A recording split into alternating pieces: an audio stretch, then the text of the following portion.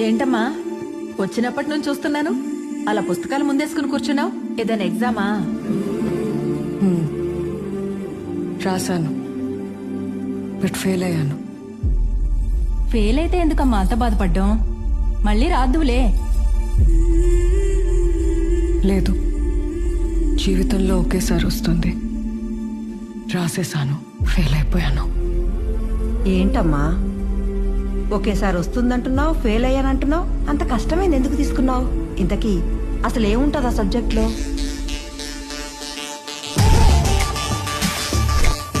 Tech ఉంటుంది.